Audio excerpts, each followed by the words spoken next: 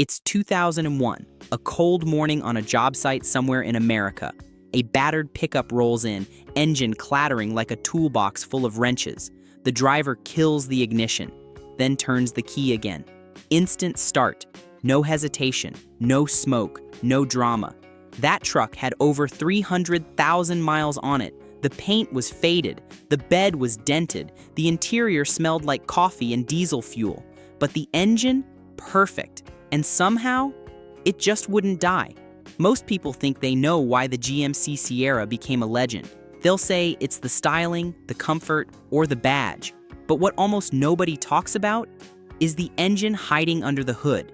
The one that quietly turned this truck into something almost indestructible. Because the truth is, this wasn't just an engine. It was a machine built to outlast everything around it. And what happened behind the scenes to make that possible changed GM trucks forever. Back in the late 1990s, General Motors had a problem. Actually, they had several problems. Ford was dominating with its modular V8s. The 4.6 and 5.4-liter engines were winning fleet contracts and earning customer loyalty. Dodge had the Magnum engines and the growing reputation of Cummins diesel power. Ram trucks were gaining ground in the heavy-duty market. GM, they were stuck with aging, small-block designs that dated back decades. Reliable? Yes. Proven? Absolutely.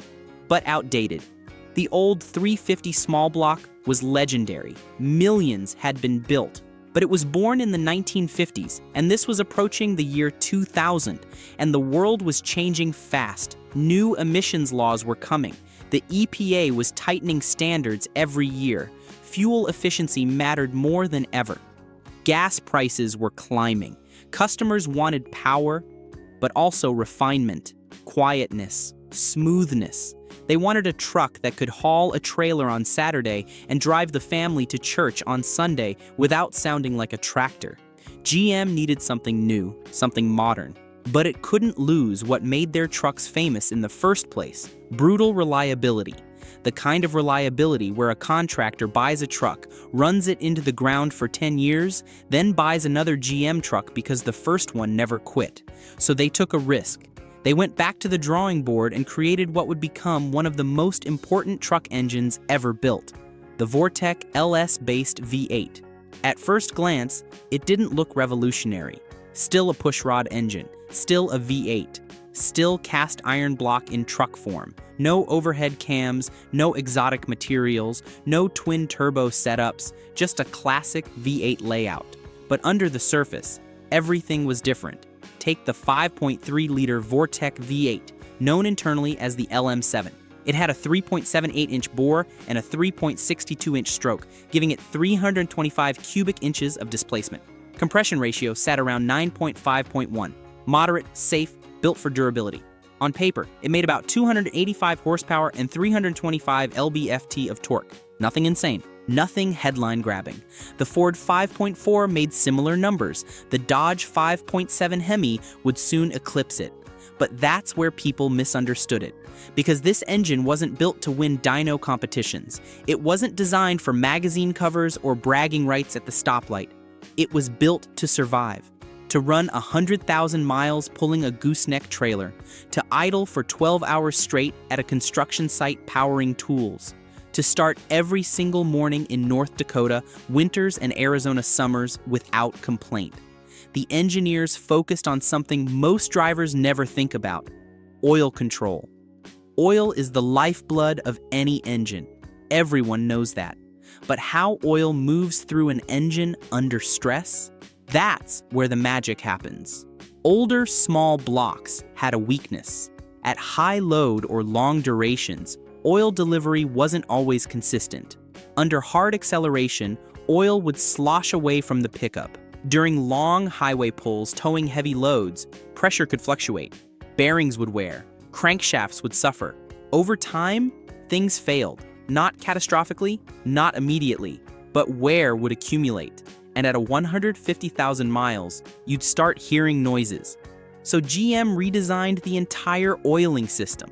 Instead of relying on older pathways that dated back to the original small block design, They created a more direct, efficient flow. Oil was routed with priority toward the crankshaft and main bearings. The parts that matter most. The parts that, if they fail, destroy everything.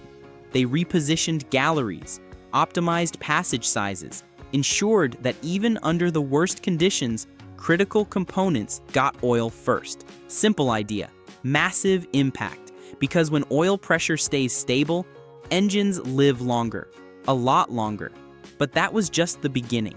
They also switched to a deep skirt block design. Now, instead of the crankshaft sitting loosely in the block like older engines, it was held tighter, reinforced with 6-bolt main caps, 4 vertical bolts, and 2 horizontal cross bolts.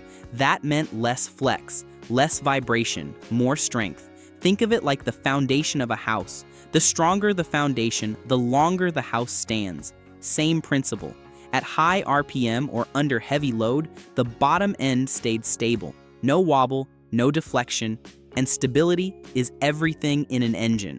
The crankshaft could spin millions of times without developing play in the bearings, without wearing the journals unevenly, but then came another problem: heat. Truck engines don't live easy lives. They tow, they haul, they idle for hours. They climb hills fully loaded in the middle of summer with the air conditioning blasting, and heat destroys engines faster than anything else. Aluminum warps, gaskets blow, coolant boils over.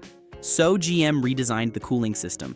Coolant flow was optimized to reduce hotspots, especially around the cylinder heads where temperatures spike the most.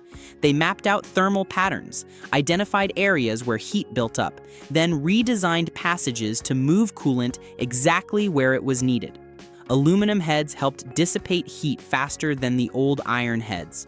Better heat rejection meant cooler combustion chambers, cooler valves, less stress on head gaskets, and that meant fewer blown gaskets, fewer warped components, longer life. But here's where things get interesting. Because even with all these improvements, the engine wasn't perfect. Early testing revealed something alarming. Under extreme conditions, high RPM, sustained load, maximum towing capacity up a mountain grade, the oil pump could struggle to maintain pressure. Not enough to cause instant failure, but enough to drop below ideal levels, enough to shorten lifespan. And for GM, that was unacceptable. They just spent millions developing this engine. They couldn't release it with a known weak point, so they made a critical change. They upgraded the oil pump design and refined internal clearances, tight tolerances, better sealing, more consistent pressure across all RPM ranges. The pump itself was redesigned with improved gyrotor profiles.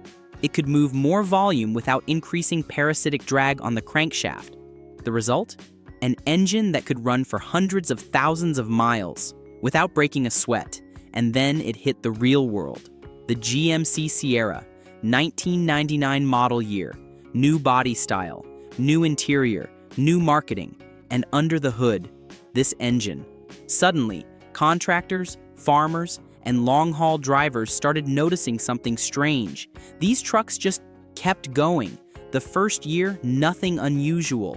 Every new truck runs well. Second year, still strong, expected, but then 5 years passed, 10 years, and these trucks were still on the road, still working every day. 200,000 miles, no problem. 300,000 miles, still running strong. Some even crossed 400,000 miles on original internals.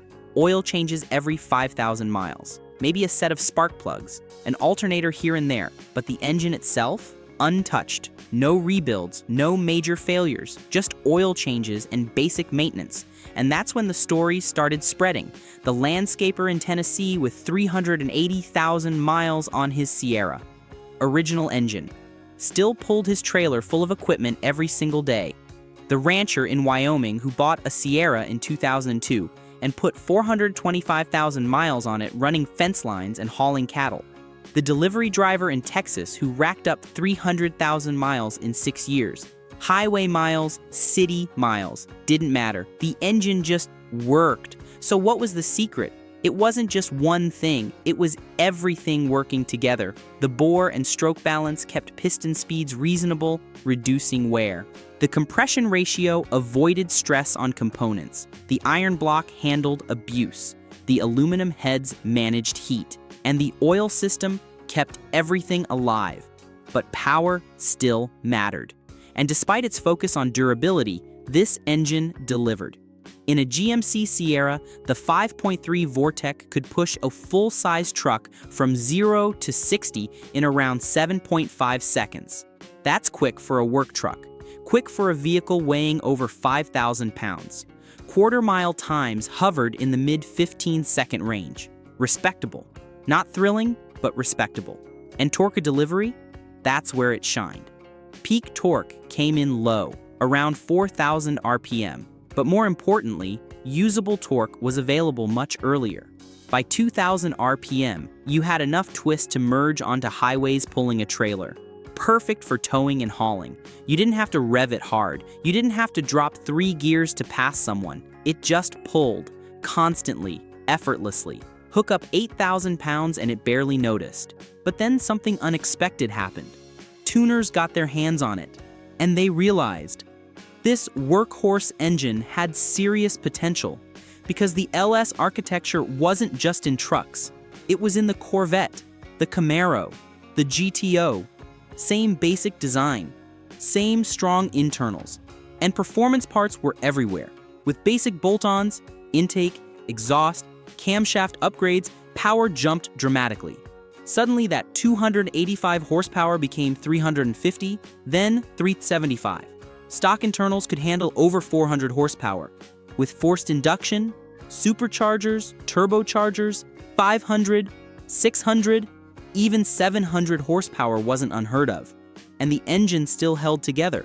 People were building 600 horsepower street trucks on factory blocks and cranks. That's when people started to understand. This wasn't just reliable, it was overbuilt. And that overbuilt nature came from one key philosophy. GM didn't design it for the edge. They didn't build it to handle exactly the advertised power and no more. They designed it with margin, safety margin, strength margin, capacity margin. Every component had extra strength, extra tolerance, extra capacity. Because in the real world, engines don't live in perfect conditions. They deal with bad fuel, missed oil changes, extreme temperatures, extended service intervals because the owner forgot, dusty conditions, muddy job sites, salt-covered winter roads. And this engine was built to handle all of it. But no story like this comes without challenges. By the mid-2000s, emissions regulations tightened even further. Corporate average fuel economy standards were rising. Customer demand for better mileage was growing. GM introduced active fuel management, cylinder deactivation. The idea was simple. Under light load, shut down 4 cylinders. Run on 4 instead of 8. Save fuel. On paper, it improved fuel economy by 5 to 7%. But in reality, it created new problems. Lifters failed. Oil consumption increased. Some engines developed ticking noises. Carbon buildup on deactivated cylinders became an issue. Some engines lost that bulletproof reputation. The forums filled with complaints. Dealers saw more warranty claims. And just like that, the legend was tested. So what did GM do? They didn't abandon it. They refined it again. Improved lifter design, better oil control rings, updated software to manage transitions smoother. Not perfect, but better. And through all of it, the core engine, the block, the crank, the architecture remained incredibly strong. The fundamental design was so solid that even with the AFM problems, most engines still made it well past 200,000 miles. Meanwhile, competitors kept evolving. Ford pushed EcoBoost turbo engines, smaller displacement, forced induction, impressive numbers. Ram doubled down on diesel torque. The Cummins became legendary in its own right. Toyota kept refining their V8s for smoothness and longevity. But the Sierra, powered by this LS-based Vortec engine, stayed true to its identity. Simple, strong, reliable, and that simplicity mattered. No complicated overhead cam systems with timing chains that stretch and fail at 100,000 miles. No fragile, high-strung components that require synthetic oil and premium fuel. Just a pushrod V8, 2 valves per cylinder, 1 cam in the block, simple valve train, compact, efficient, easy to maintain. Any mechanic in America could work on it. Parts were cheap and available everywhere, and unbelievably durable. By the time production numbers stacked up, millions of these engines were on the road. Millions. In Sierras, Silverados, Suburbans, Tahoes, Yukons. That's not just success, that's domination. And today, you can still find GMC Sierras from the early 2000s running strong. Original engines, original transmissions, work trucks that refuse to quit. Sitting in driveways with 250,000 miles on the odometer, still going to work every morning. It's not luck, it's engineering. So what made this engine unstoppable? It wasn't the highest horsepower. It wasn't cutting-edge technology. It wasn't fancy marketing or flashy features. It was balance, a perfectly engineered combination of strength, simplicity, and smart design choices. A machine built not just to perform, but to endure, to outlast the competition, to outlast the truck body itself. In the end, the engine that made the GMC Sierra unstoppable didn't win by being flashy. It won by outlasting everything else, by surviving conditions that destroyed other engines, by proving that sometimes the smartest design isn't the most complicated one. It's the one that just keeps working, and that's why, decades later, people still trust it, still modify it, still rely on it, because when something works this well, you don't forget it. If you enjoyed this story, let me know in the comments what engine you want to see next. Another workhorse, a racing legend, or something completely forgotten. And don't forget to subscribe, because the next story might just change the way you see engines forever.